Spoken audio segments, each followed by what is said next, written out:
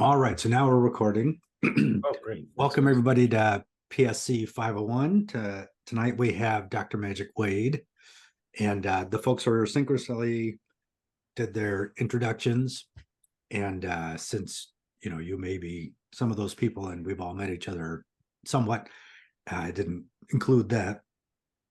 So we're going to follow the same format we've been following. We're going to start with this interview of Dr. Wade, so you can get to know our faculty as people as well as scholars and teachers. So without further delay, I'm just going to get right into it. Dr. Wade, tell us something about your early upbringing. Where were you born? What was life like there, etc.? Sure. I was born and raised in rural Alaska in a town called Delta Junction. It's a town of a couple thousand people, and the nearest city is 2 hours, and that's still a pretty small city. That's Fairbanks, Alaska.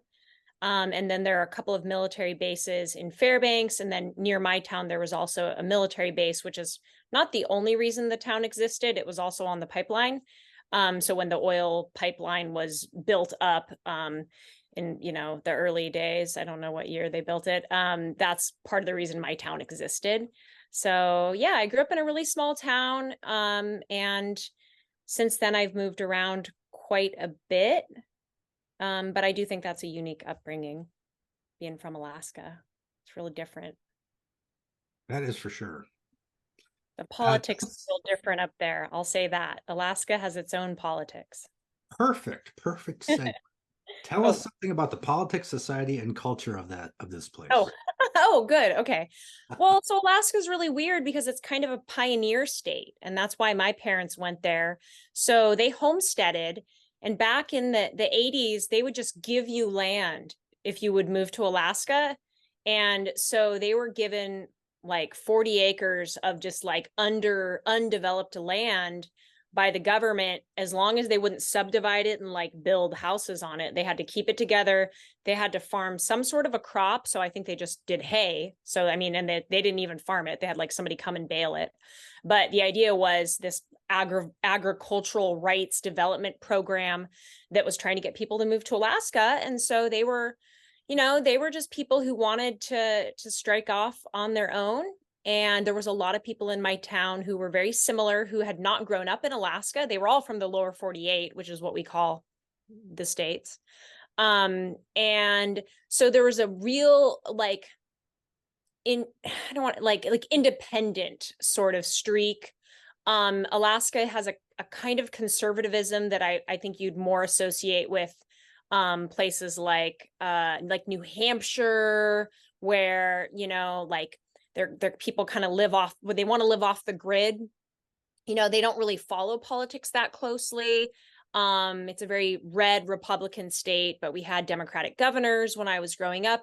And then the Republicans are typically very independent minded. So if you think about like Lisa Murkowski is one of the few Republicans who rejected Trump or kind of went against him. And there was a couple other really big high profile cases where she sided with the Democrats. So she's a senator from Alaska. And so Alaska conservatism is different. It's also not a very religious state, which is unlike a lot of more conservative states. Alaska is highly atheist. It's one of the least religious states. There are religious communes, but if you look at a map of the states, it's actually one of the most atheist states. And then there's really high rates of gun ownership as well, because it is a conservative rural place. And, people have guns for protection and for hunting and things like that. So yeah, but, it's not urbanized. There's a couple of cities, but they're small. And most people live in really small towns that are far away from everything.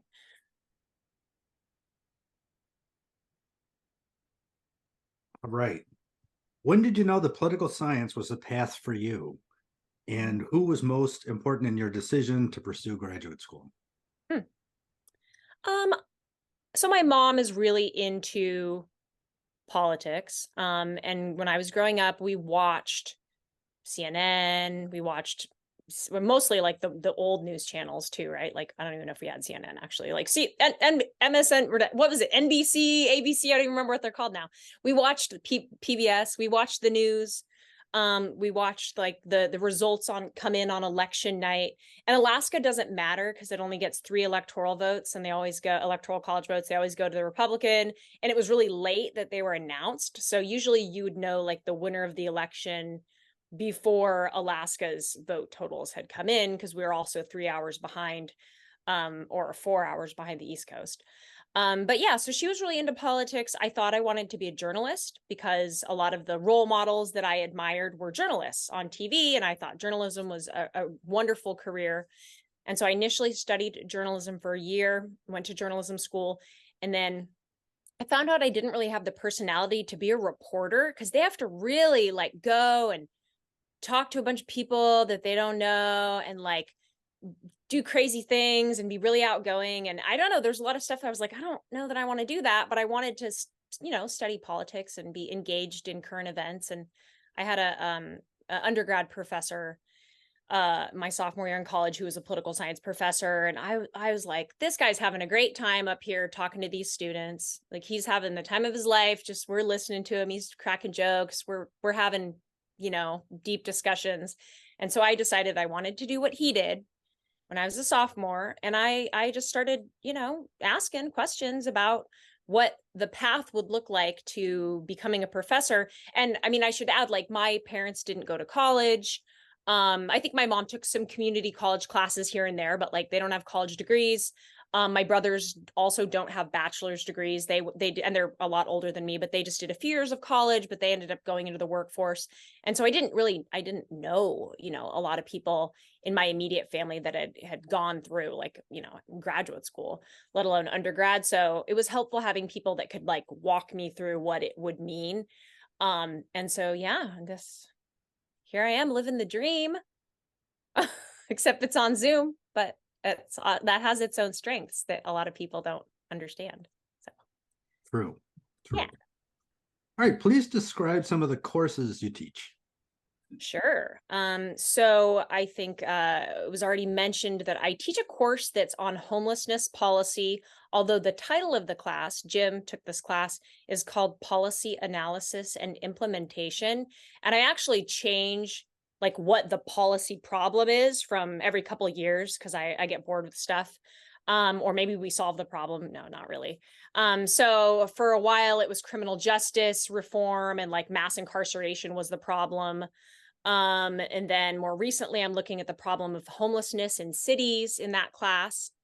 But I have the students learn the kind of different tools of policy analysis to evaluate how researchers study the problem, and then how policymakers implement the research or implement different ideas. And then we evaluate like what people have implemented. I teach another class currently. I'm teaching a class on religion, politics, and public policy. This is kind of an interesting class for me to teach because I don't do research on religion and politics at all, but I'm interested in the way that the Supreme Court basically umpires decisions about like what you're allowed to do as a religious individual or an entity, or what the government is allowed to require of people based on their religious faith. And so the class is a lot about just kind of like, where is that line between church and state? And it's always evolving because the big cases, that come out every couple of years really shape those debates. So that's an interesting course. And then I teach this a gun violence class that I think is called Public Policy Seminar now. It's like the seminar that I'm teaching this spring. It was called Urban Politics and Public Policy, but that's going to be something else about cities. So I like studying cities and I like studying state governments. So the gun violence class that I have coming up is, I think, Public Policy Seminar or something. And I'll tell you more about that as I discuss my research, because that's what we'll do in that class. Great. Other than the subject matter, what do you want your students to leave your classroom with? Is there anything other than the topics covered which you want them to internalize? Well, I try to incorporate some kind of, in the grad classes especially, I try to incorporate some kind of data collection and analysis, whether it's a little one or a larger one. I try to incorporate a lot of, technical writing into my classes, especially at the upper division level. Or at least even for the advanced like undergrad classes, which you guys could end up in a class like that at the 400 level. Those I try to incorporate literacy and trying to understand how academic research is like read, how to summarize it, how to know what they're talking about in academic research, and feel confident that you are able to understand research at that level, which you might not have engaged with a lot as an undergrad. But I think more than anything, I try, or maybe I don't even have to try to do it. I tend to emphasize things about the political topics that are pretty ignored or that challenge the common wisdom. And I mean, maybe everyone does that, but that's what I do, because I always hear, the news coverage of something, or I read some research on something, and I'm pretty skeptical of what I'm being told the first time I'm told it, or based on other things that I've read and studied.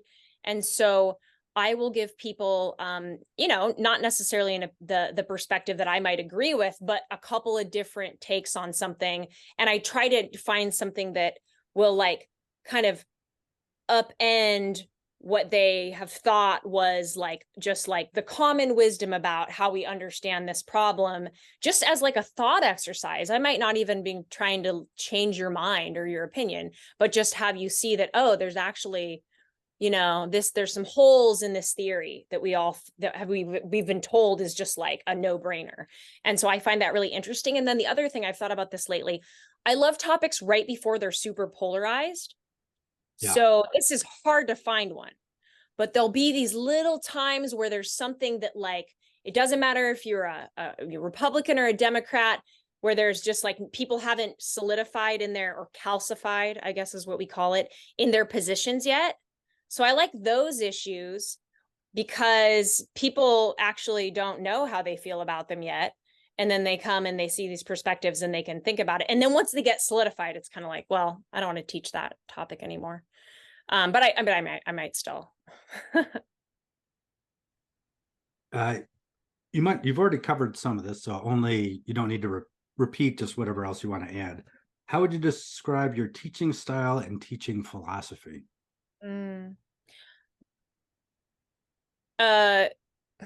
Gosh, I've probably written that down lots of times. It's like the stereotypical, I think my job is to give people a curated kind of set like of ideas that I think are provocative and compelling, and usually have good evidence to support them, and then let people kind of figure it out for themselves, how they want to, which things they find compelling. And so kind of providing a space for people to do that, and finding interesting things for people to, reflect upon, and then build their own worldview based on those things is a big goal that I have. And then I have the students, especially the grad students, in like a live Zoom. I have you guys really run the discussions as much as possible. So, I mean, I might lecture, but the style is you're a discussion owner on certain weeks as a student, and you have to feel responsible for that material. All right. Please tell us something about your scholarly interests.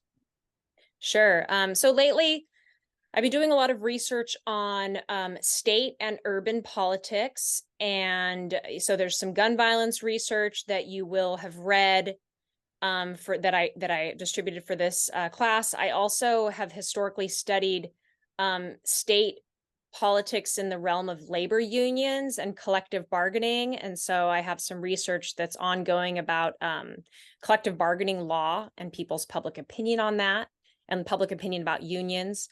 I also have some research on mayors, and I'm particularly interested in like the powers of mayors, their political strategies.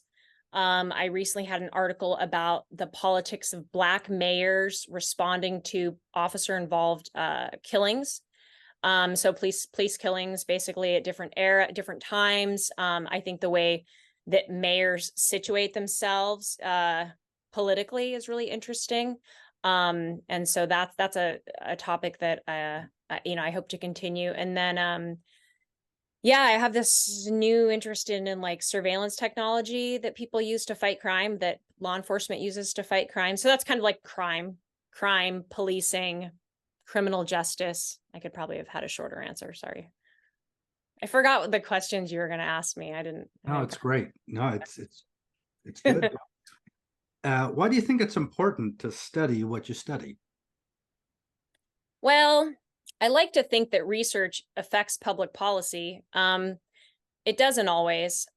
Public policy is so politicized that, man, it's hard to hold on to that being the reason. But I really think that the things that I study are relevant. And usually I pick something that I just feel like hasn't been sufficiently or compellingly addressed, or that I'm like, in my gut, I feel like this is happening. I want some proof for it. Or people are making like the completely opposite claim, and I don't think that they're right. And so, it's usually just kind of like that thing. I change my research a lot. I don't have one thing that I study. So, I mean, lately it seems like I do, but yeah, my interests are really driven by kind of like current problems that I think are just important personally and like societally, but important to me because I care about society.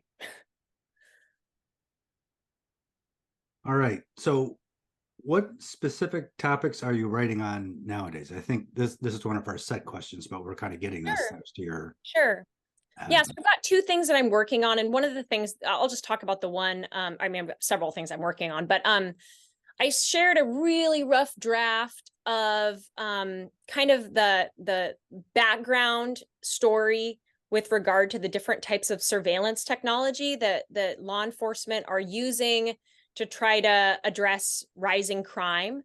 Some of these are not new technologies. So I talk about closed circuit television, which like cameras in public have existed, for decades. And then I talk about things like Ring doorbell cameras that many of you probably have on your front door, license plate reader cameras, which many of you probably have in your community, which are all over Chicago and on the expressway, and they're in my town as well. I talk about surveillance drones that fly around and record surveillance footage for law enforcement. I talk about these different kinds of facial recognition software. And so this is a really interesting topic to me that I am starting a new research agenda on, because it's one of those issues that's not super polarized yet based on party, but I think certain groups would like it to be. So I think like groups that are really like, and I don't mean this is a bad thing to be skeptical of surveillance. I mean, surveillance, we should probably be very, aware of the different types of surveillance that the government is engaging in. But there are definitely groups like the ACLU who, really want us to like pump the brakes on using doorbell cameras and like ShotSpotter, the gunshot detection, acoustic detection software. Nobody wants us using facial recognition software. So it's like really polarized. It's really like elites really don't want the public to be okay with this. But the public, even among like people on the left who might be more aligned with the ACLU, they're like, we're kind of okay with it. We kind of like ShotSpotter. We kind of like certain things, but sometimes people don't have like really firm opinions on them yet. And so that's interesting because like the opinions I think they're not calcified. It's not Republicans like it, Democrats don't, or vice versa. It's kind of like a mix. People are maybe undecided. And at some point that could change, or it could just become one of those policies where just, people just kind of accept it.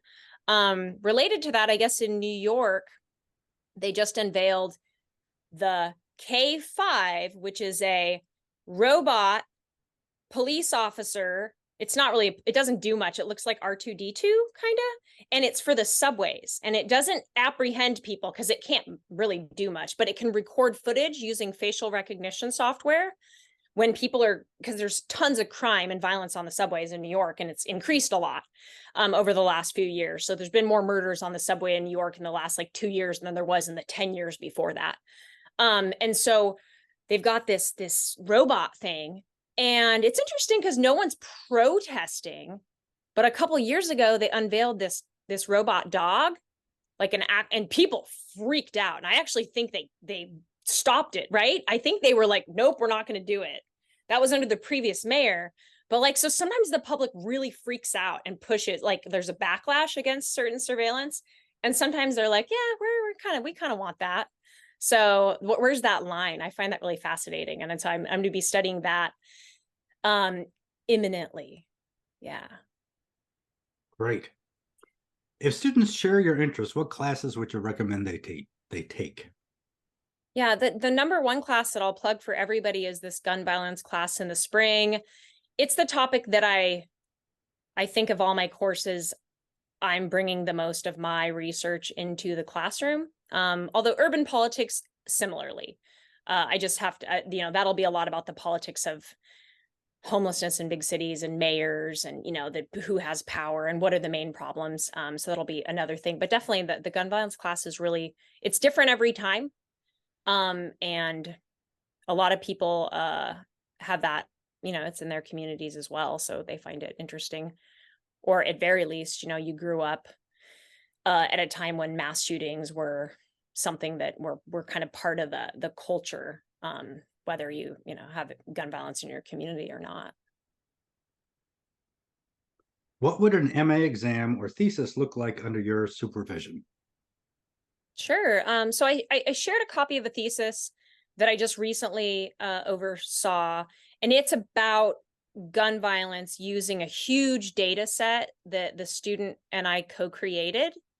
If you want to write a thesis and you have a specific interest, it's really important to me that you have a data set that you already are like ready to either collect the data or it already exists and you're ready to analyze it.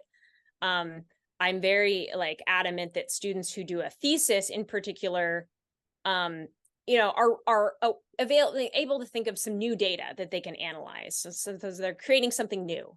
I try to push people away from doing something that's already been done in a thesis. But if you want to study something that's a topic that's been researched really thoroughly, then doing the comprehensive exam is awesome, because you can become an expert on all the existing research.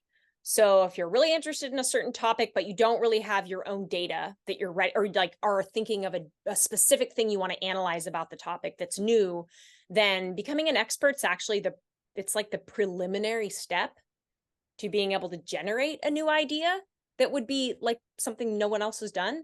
And so I like the comp exam for that reason. So it kind of just depends on what phase you're at, like idea generating new, or like you just still need to learn the landscape, but you become an expert either way in the topic that you're studying. All right. Final question. Recalling your experiences as a graduate student, what advice would you give to our MA students? Oh man. Do the readings, guys. Hey, that's what you're here for. Don't free ride. Every once in a while you don't have to do them, but do them like 80% of the time. That's the main thing. I mean, everyone, in my experience, you guys actually read really closely, and a lot of you are educators yourselves, so you probably you get what I'm putting down. Also, don't be afraid to contribute to the conversations. That's I think why these Zoom sessions are so invaluable for people who do have the flexibility in their schedule to do it. Like, I know people are tired at night. I get it. It can be really hard after you've worked all day to do this. But if there's like one night a week, or, maybe it's every other week that you can actually kind of try to, just rally that energy to do it. I think you can get a lot out of the grad program by just hearing what other people think about things and like their experiences. People blow my mind with the stuff that like real world knowledge that they have that they're bringing out of the readings, and it's really fun. Fantastic.